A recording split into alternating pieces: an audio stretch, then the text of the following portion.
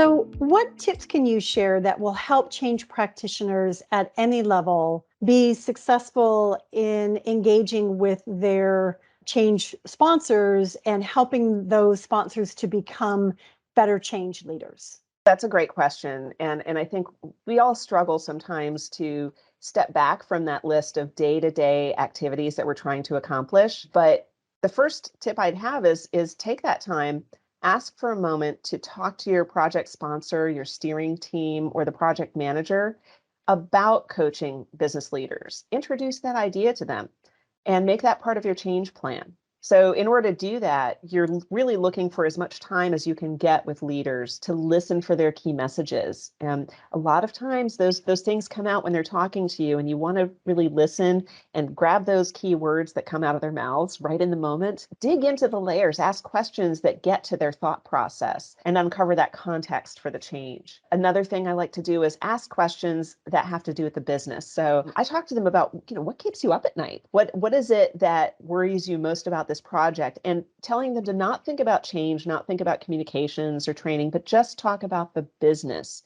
And when you hear them talk about their business in that way, they'll start to tell you, and you can identify in what they're telling you those change opportunities, those communication opportunities, those training opportunities that might go beyond just like a product training, but okay, let's train managers on how to organize what they're doing in a different way. You'll come up with those ideas, and those are things that the leaders have probably thought about, but never thought to mention because they just thought it was so obvious. You can also, for leaders, highlight what they can do to ensure success. So you can really identify some key things, some key activities that they can do that will actually make a difference. You can say, well, you just need to model leadership. Well, be specific about what modeling that leadership does, or modeling a new behavior, or modeling a value. Be specific about what that looks like. Give them an example of how a decision they make really has an impact. And when you're listening to the end users and your stakeholders in a change project, they're going to tell you what those things are that they're seeing their leaders do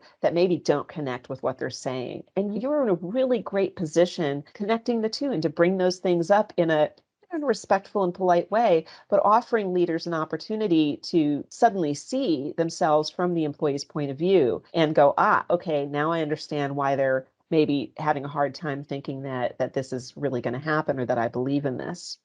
And when you're doing that, a really good thing to do is reflect back what they've told you. And that helps confirm for you that what you're hearing is correct.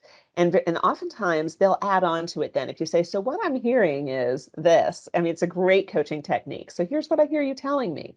I'm not coming up with anything new at that point, but I'm reflecting back what I've heard. And then I'm letting them add to that, or change it and say, no, you didn't quite get it. And that having time for that kind of conversation is really crucial. It can be hard to get time with leaders, but if you can find one or two who really are responding and have decided that they want to be a better leader for more successful change, then it's a great opportunity. So one of the things that you can do with leaders, if they're hesitant to take the time with you, is offer them up some data that shows the impact that they have on a change, and give them some data about what the possibilities are and how they can really make a difference. And that's one of the ways, because leaders are always looking for business results, and they're looking for data and numbers, and 1 + 1 = 2. Okay, so show them what those components of the equation are, and then say, hey, if we have 15 minutes together to talk about what's going on this week and what you're feeling about it and what we need to communicate, suddenly they're going to open up. And you can then help them think about ways that they can support the change through their own leadership style.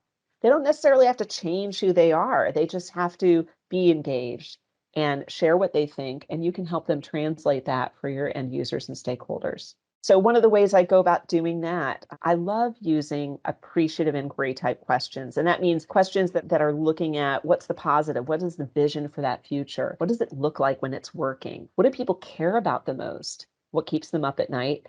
What does good look like? What success means, why that's important to them, and how they want their teams to feel about it. Because frequently people are really, they feel one way or another, they're feeling something about the work that you're doing. And if you talk and think about feeling a certain way and feeling positive, people move in the direction of the things they talk about.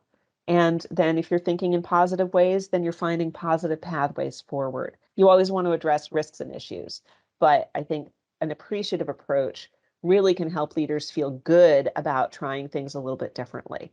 And all of this exploration with your leader, digging in and asking these coaching questions, that can give you better insight and an ability to work with them to keep them truly engaged with the change throughout the program.